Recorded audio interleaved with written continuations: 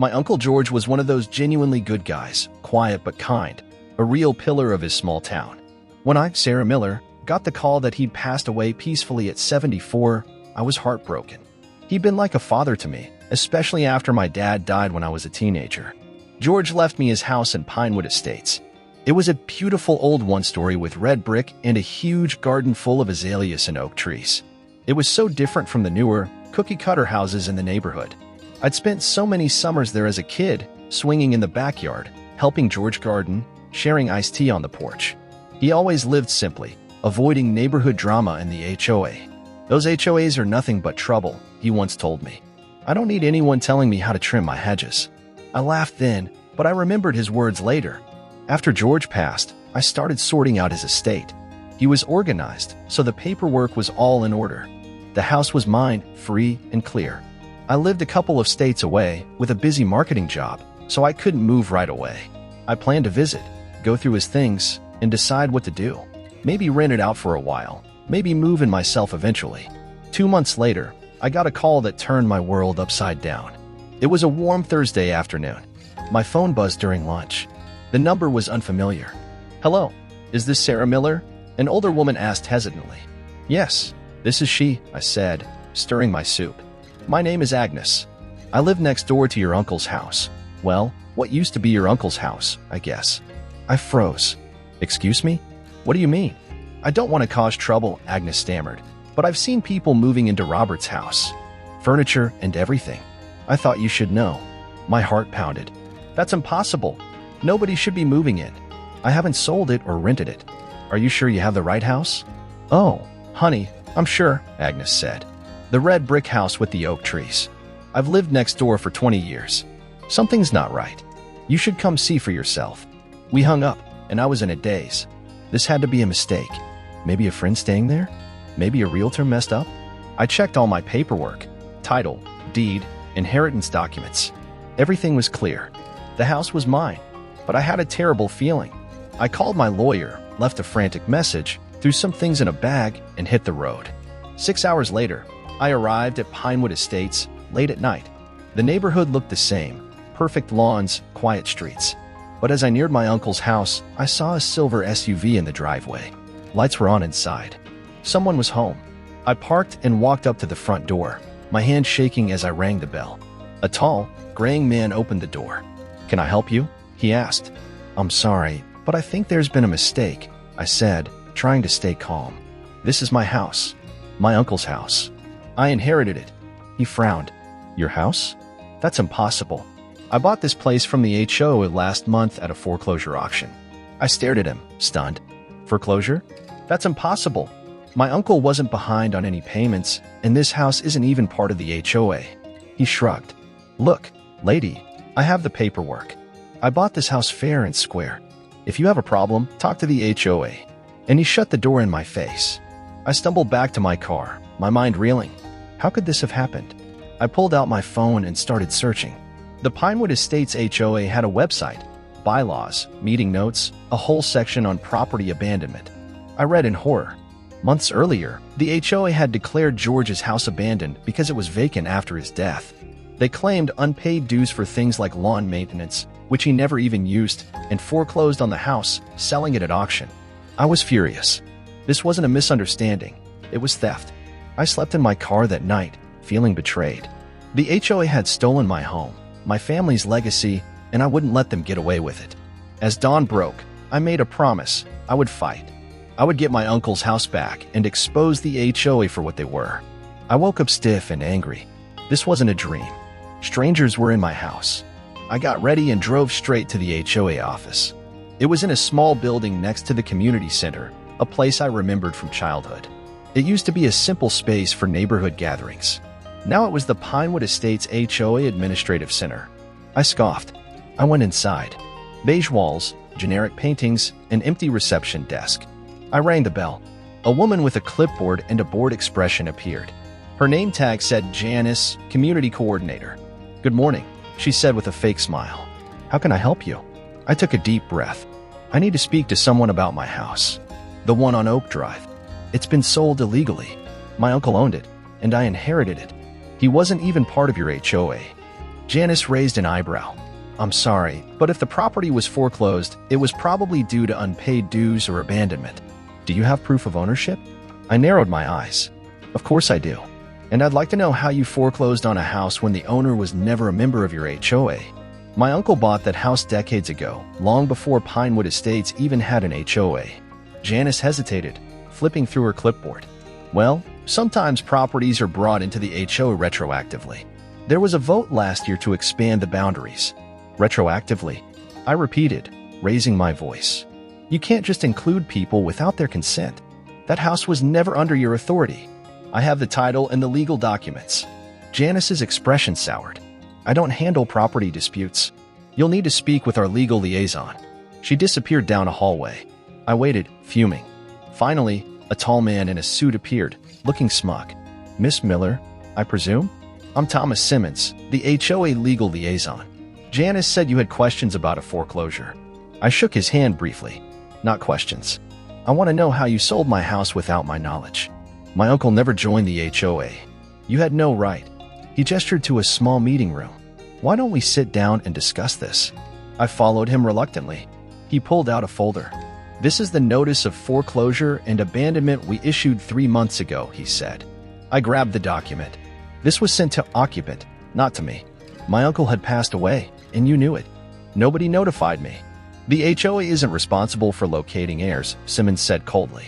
When a property is deemed abandoned, we post notices and try to collect unpaid fees. If there's no response, we foreclose.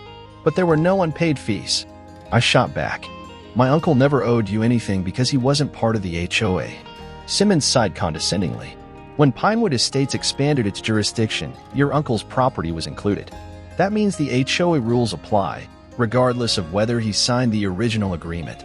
My jaw tightened. That's absurd. You can't retroactively force membership on someone. That's not how contracts work. While the courts often rule in favor of HOAs when owners fail to contest boundary changes, Simmons said smugly, your uncle didn't contest the inclusion, which legally counts as implied acceptance. I was seething. He didn't contest it because he was never notified. He was dead.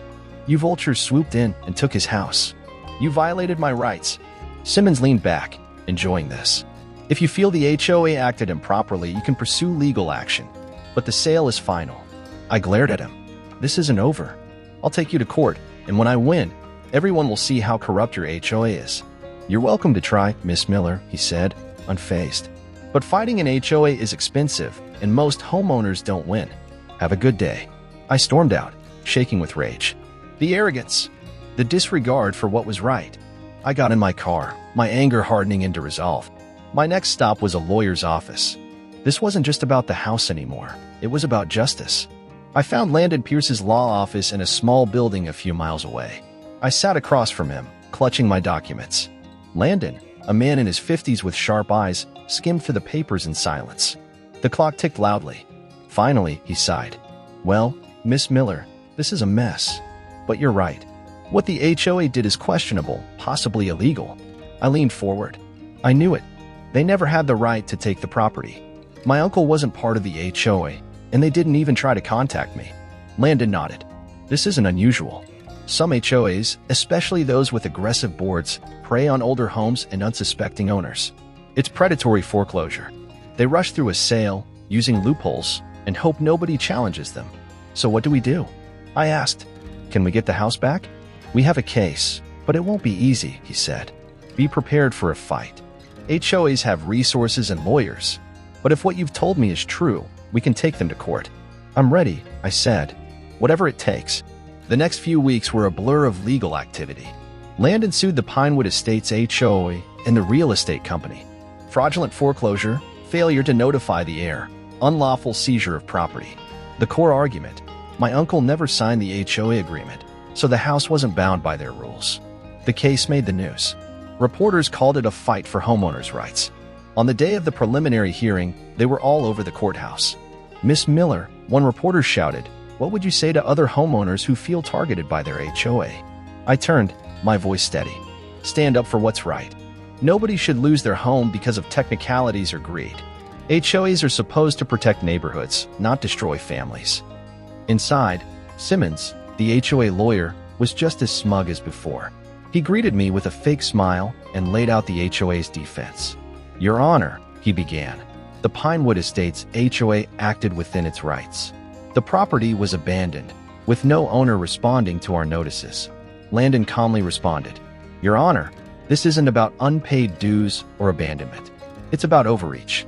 The HOA knowingly expanded its jurisdiction to include a property whose owner never agreed to its terms. They failed to contact Miss Miller, the legal heir, before foreclosing. Their actions are predatory."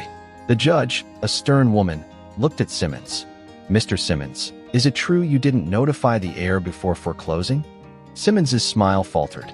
"Your Honor, we followed standard procedures. Notices were posted, but not to Miss Miller," Landon interrupted, holding up the foreclosure notice addressed to occupant.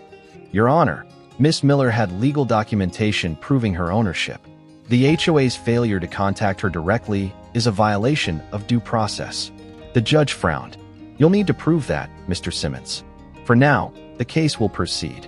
It was a small victory. The case wasn't dismissed, and discovery began. Landon's team dug deep, requesting documents and emails from the HOA. We learned just how greedy they were. They'd held a silent vote to expand their jurisdiction, including only HOA members, not the affected homeowners. George's house was added without his knowledge. Worse, internal emails showed Simmons and the HOA president, Kirk Foster, discussing the foreclosure like a business deal. One email from Foster said, "The old houses are a gold mine. If we move fast, we can claim them before anyone notices. Easier to ask for forgiveness than permission." I was furious when Landon showed me that email. "This was never about dues or the neighborhood," I said. "It was about profit." The real estate company was in on it, too, quickly selling the foreclosed homes and ignoring the HOA's shady dealings. On the day of the trial, the courtroom was packed. Landon presented our evidence: the lack of notification, the predatory foreclosure, the damning emails. Kirk Foster sat at the defense table, his face pale. Simmons argued the HOA acted in the community's best interest, but the evidence was overwhelming. The judge looked angrier with every passing hour. Landon's closing argument was powerful. "Your Honor, this case is about justice. Miss Miller is not the only victim. The Pinewood HOA has systematically abused its power. Today, we have a chance to hold them accountable and ensure no other family loses their home to greed." The judge took time to consider the verdict. I was so nervous, my heart was pounding. "The court finds in favor of the plaintiff, Miss Sarah Miller," the judge announced. "The foreclosure is null and void. The HOA's actions were unlawful. Damages will be awarded and punitive measures will be imposed on the Pinewood Estates HOA." Relief washed over me. I'd won. Outside the courthouse, a reporter asked, "Miss Miller, how do you feel?" I smiled, exhausted but triumphant. This isn't just my victory. It's a victory for homeowners everywhere. Nobody is above the law, not even an HOA. I saw a few Pinewood residents watching. Some nodded, others turned away. But I didn't care. I had my uncle's house back, his legacy restored. And I knew this was just the beginning. The days after the trial were a whirlwind. I was relieved, but also knew I still had work to do. Standing on the courthouse steps, reporters still asking questions. "What are your plans for the house? What's your message to other homeowners?" I looked at them. I'd started this fight to get my uncle's house back, but it was bigger than that now. "My message," I said, "is stand your ground. Homeowners have rights, and no HOA should be able to ignore those rights. If you're being wronged, fight back. Justice can prevail." I left, ignoring further questions. I had to focus on my uncle's house. A week later, I pulled into the driveway. The SUV was gone. The curtains were open.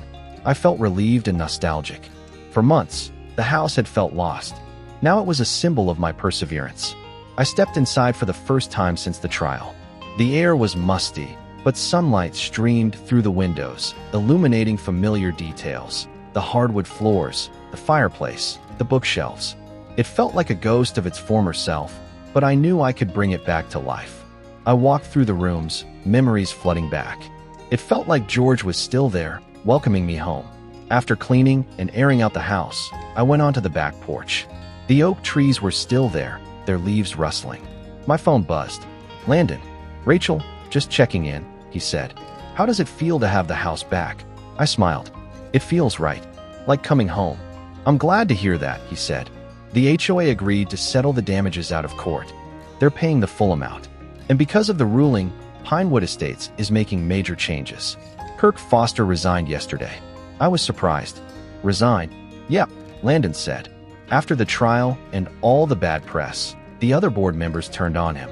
They're appointing a new president and changing a lot of the policies that caused all this trouble. I felt a sense of justice. It wasn't just my victory. It was justice for everyone wronged by the HOA.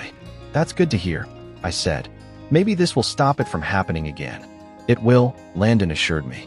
And you made it happen. Be proud of yourself, Rachel. I sat on the porch swing, letting it all sink in. I was proud. The fight had been hard, but worth it. Over the next few months, I fixed up the house, honoring George's memory. Neighbors started stopping by, offering support, apologizing for not speaking up sooner. Agnes, the woman who'd first alerted me, became a frequent visitor. George would be so proud of you, she said one afternoon. Not everyone would have fought like you did. I smiled. I just wanted to do right by him in this house. It's good to have you in the neighborhood, Agnes said. Pinewood needs people who won't let power go unchecked. Her words stuck with me. I'd become more than just a homeowner fighting for my property. I'd become a voice for change. A few weeks later, I stood in the backyard, admiring the revitalized garden. The house was repainted, looking like it did in my childhood memories. As the sun set, I felt a peace I hadn't felt in years. I'd fought for this place, George's legacy, and won. It wasn't just my victory. It was a victory for everyone who'd been bullied by those in power. I'd hung a small plaque on the porch. George Miller, a man who loved this home. That evening, I sat on the porch swing, listening to the sounds of the night. No anger, no uncertainty, just a sense of belonging. This house, this sanctuary, was mine again. I knew George would have been proud. News of my victory spread. Homeowners across the country shared their HOA horror stories, inspired by my example. Legal experts called it a landmark case. Life settled into a comfortable rhythm. I worked from the sunny dining room, overlooking the garden. One day, while I was trimming the hedges, Agnes came by with a small box. "What's this?" I asked. She smiled. "Something I found while cleaning. Thought you might like it." Inside was a photo of me as a child, sitting on the porch swing with George. I was laughing, and he was smiling beside me. I started to cry. "Thank you," I whispered. Agnes patted my shoulder. "He's still here, you know. In this house, in the garden, in you." She was right. George's legacy lived on, not just in the house, but in the fight I'd won, the peace I'd reclaimed, and the community I was helping rebuild.